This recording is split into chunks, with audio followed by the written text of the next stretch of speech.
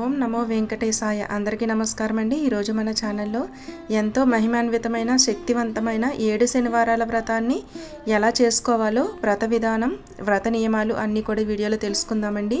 వీడియోనైతే ఎక్కడ స్కిప్ చేయకుండా చూడండి. ఈ వ్రతాన్ని ఎలాంటి సమస్య ఉన్న వాళ్ళైనా కానీ చేసుకున్నట్లయితే ఆ సమస్య ఖచ్చితంగా 7 శనివారాలు పూర్తయ్యేలోపు మనకి తీరిపోతుందండి. అంత మహిమాన్వితమైన వ్రతం అన్నమాట.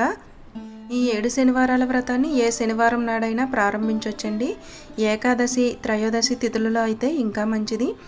ఈ శనివార వ్రతాన్ని ఏ మాసంలో అయినా ప్రారంభించవచ్చండి. దానికి అడ్డంకులు ఏమీ లేవు. కాకపోతే శ్రావణ మాసం, మాఘమాసం, ధనుర్మాసం, కార్తీక మాసం అయితే విష్ణుప్రీతి కదా. 7 శనివారాల వ్రతాన్ని అందరూ ఆచరించవచ్చండి. అంటే అన్ని వర్ణాల వారు, ఆడ మగ చిన్న పెద్ద తేడా లేకుండా ఎవరైనా కూడా ఆచరించవచ్చు.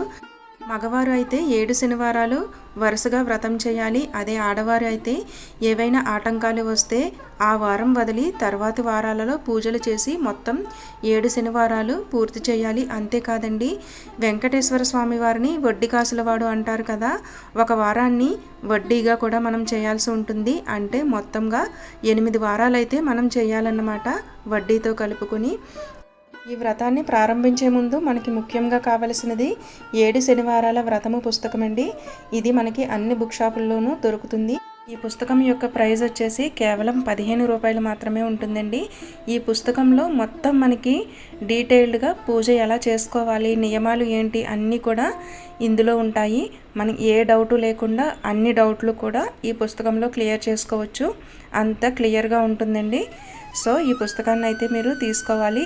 మీ దగ్గర ఈ పుస్తకం అవైలబుల్గా లేనట్లయితే గూగుల్లో పీడిఎఫ్లు డౌన్లోడ్ చేసుకోవచ్చండి. ఈ 7 శనివారాల వ్రతాన్ని ఉదయం చేసుకోవాలండి, లేదా మీకు కుదరినట్లయితే సాయంత్రం కూడా చేసుకోవచ్చు. ఇప్పుడు పూజ ఎలా చేయాలో చూద్దాము. ఇంటికి ఈశాన్య దిశలో తూర్పు వైపు ఈ విధంగా నీళ్లు చల్లి పసుపు రాసి ముగ్గు వేయాలండి. ఇలా బియ్యం పిండితో అష్టదళ పద్మం వేసుకోవాలి. అలాగే శంకు చక్రాలను కూడా వేసుకోవాలి. ఇలా వేసుకున్న తర్వాత ఒక పీటకి పసుపు రాసి బొట్లు పెట్టి ఈశాన్య దిశలో ఉంచాలి. ఇలా ఈశాన్య దిశలో ఉంచి ఇప్పుడు దీనిపైన కొత్త టవల్ని కానీ, అదే తెలుపు రంగు టవల్ ఉంటుంది కదండి, అది కానీ, లేదంటే మీ దగ్గర బ్లౌజ్ పీస్ ఉంటే బ్లౌజ్ పీస్ని కూడా వేసుకోవచ్చు. ఇలా బ్లౌజ్ పీస్ని వేసుకున్న తర్వాత ఒక తమలపాకులోకి పసుపు గణపతిని చేసి కుంకుమ బొట్లు పెట్టి ఆ పీట పైన ప్రతిష్ఠించాలి. అలాగే 2 తాంబూలాలని కూడా దేవుళ్ళకి పెట్టాలండి. అంటే ఒకటి వెంకటేశ్వర స్వామికి, ఒకటి వచ్చేసి వినాయకుడికి తాంబూలాలను అయితే పెట్టాలి. తాంబూలం అంటే తెలుసు కదా, 2 తమలపాకులు, అరటిపళ్ళు, చెక్క, అలాగే పువ్వులు, చిల్లర డబ్బులు పెట్టాలన్నమాట. ఇలా పెట్టిన తర్వాత ఇప్పుడు వెంకటేశ్వర స్వామిని ప్రతిష్ఠించుకోవాలి. వెంకటేశ్వర స్వామికి ఖచ్చితంగా తులసిమాల వేసుకోవాలండి. తులసిమాల అవైలబుల్గా లేనట్లయితే పూలమాల వేసి తులసి దళాలని సమర్పించుకోవచ్చు. నేనైతే తులసిమాల వేస్తున్నాను పటానికి. ఇలా తులసిమాల వేసిన తర్వాత పువ్వులతో వెంకటేశ్వర స్వామి వారిని అలంకరించుకోవాలి. ఇలా అలంకరించుకున్న తర్వాత కలశం పెట్టుకోవాలండి. ఈ పూజకి కలశం పెట్టుకోవచ్చు. ఇలా ఒక చెంబులోకి నీళ్లు తీసుకుని అందులో పసుపు కుంకుమ వేసి కలశాన్ని పెట్టుకోవాలి. అంతేకాదు వినాయకుడికి బెల్లాన్ని నైవేద్యంగా పెట్టాలన్నమాట. ఇప్పుడు ఈ వ్రతానికి ముఖ్యమైనది పిండి దీపాలు అన్నమాట అండి. ఈ పిండి దీపాలని ఎలా తయారు చేసుకోవాలో చూసేద్దాము. ముందుగా మెత్తగా మరపట్టించిన బియ్యం పిండిని తీసుకోవాలి. అలాగే మెత్తగా పొడి చేసిన బెల్లాన్ని కూడా తీసుకుని ఇందులో కలిపి ఆవు పాలతో మెత్తని ముద్దలా చేయాలన్నమాట. అప్పుడు పిండి దీపాలు బాగా వస్తాయండి. ఈ పిండి దీపాలని పర్ఫెక్ట్గా పగుళ్ళు లేకుండా ఎలా తయారు చేసుకోవాలో వీడియో అయితే చేశాను.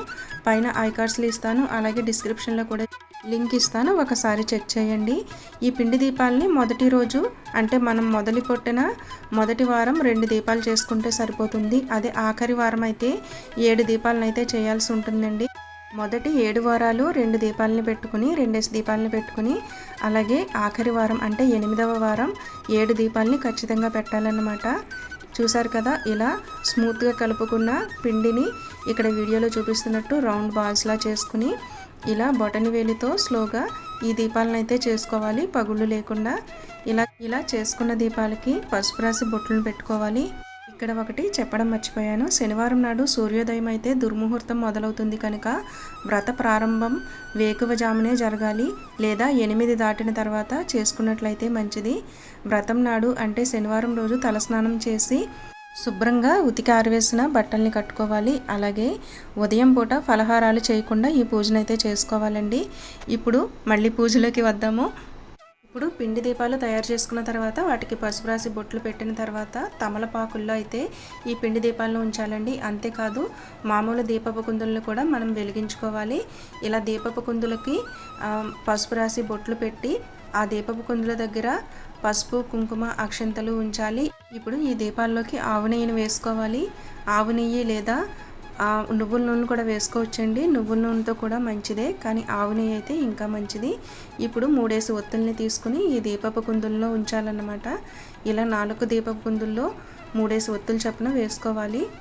ఇప్పుడు స్వామివారికి ప్రసాదం ఏమి పెట్టాలో చూద్దామా. ఉదయం పూజలో 7 అరటిపళ్ళు, మీకు నచ్చిన 7 పండ్లు, నల్ల ద్రాక్ష పళ్ళు, 7 చిమ్మిలి ఉండలు నైవేద్యంగా పెట్టాలి.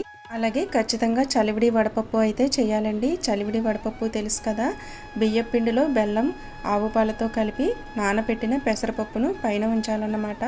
అలాగే నేనైతే ఇక్కడ పులిహోర కూడా, అంటే చింతపండు పులిహోర కూడా పెట్టానన్నమాట. మీ ఇష్టమండి, స్వామివారికి ఏమి ఇష్టమైతే అవి నైవేద్యంగా పెట్టుకోవచ్చు అన్నమాట. అలాగే పూజలో ఖచ్చితంగా కొబ్బరికాయ అయితే కొట్టాలండి. పూజ పూర్తయిన తర్వాత మనం పెట్టిన నైవేద్యాలన్నీ కూడా ఒక పళ్ళెంలో పెట్టి దేవుడికి నైవేద్యంగా సమర్పించాలన్నమాట. ఉదయం పూట పూజ పూర్తయిన తర్వాత సాయంత్రం మనం మళ్ళీ స్నానం చేసి దీపారాధన చేసుకోవాలండి. దీపారాధనలో స్వామివారికి నైవేద్యంగా నల్ల ద్రాక్ష పళ్ళు, అలాగే 7 లడ్డూలను సమర్పించుకోవాలి. ఇలా సమర్పించుకున్న తర్వాత హారతి ఇచ్చేసి దీపం కొండెక్కిన తర్వాత స్వామివారిని యథాస్థానంలో పెట్టేసుకోవచ్చు. అంతేకాదండి, పూజ చేసిన ఆ రోజు మొత్తం స్వామివారి నామస్మరణతో మనం భక్తి శ్రద్ధలతో ఉన్నట్లయితే మనకి అనుకున్న పనులు ఖచ్చితంగా నెరవేరుతాయి. మనం ఎంత ఆర్భాటంగా పూజ చేసామన్నది కాదండి, ఎంత భక్తి శ్రద్ధలతో పూజ చేసామన్నదే ముఖ్యమన్నమాట. ప్రతి శనివారం పూజ అయిన తర్వాత దగ్గరలో ఉన్న శ్రీ వెంకటేశ్వర స్వామి వారి ఆలయానికి వెళ్ళి దర్శించుకుని వచ్చినట్లయితే ఇంకా మంచిదండి. లేదంటే 7 శనివారాలు పూర్తి అయిన తర్వాత తిరుమల కానీ, లేదంటే మీ దగ్గరలో ఉన్న వెంకటేశ్వర స్వామి వారి ఆలయానికి వెళ్ళి దర్శించుకుని రండి. ఇలా వెళ్ళే క్రమంలో వెంకటేశ్వర స్వామి వారి ఆలయం చుట్టూ 7 ప్రదక్షిణలు చేసినట్లయితే చాలా మంచిది. ఇలా వెంకటేశ్వర స్వామి వారి పూజ చేసిన రోజు కేవలం మనం ఒక పూట మాత్రమే భోజనం చేయాలండి. చూసారు కదా ఫ్రెండ్స్, నాకు తెలిసినంత వరకు మీతో ఇన్ఫర్మేషన్ షేర్ చేసుకున్నాను. మీ అందరికీ శ్రీ అలివేలు మంగా పద్మావతి సమేత వెంకటేశ్వర స్వామి వారి ఆశీస్సులు ఎల్లవేళలా ఉండాలని ప్రార్థిస్తూ, ఒకవేళ తప్పులు ఏమైనా ఉన్నట్లయితే క్షమించగలరని కోరుకుంటూ, మీ Sivakasi corner Sivanagalakshmidevi. Thank you for watching friends. Thank you.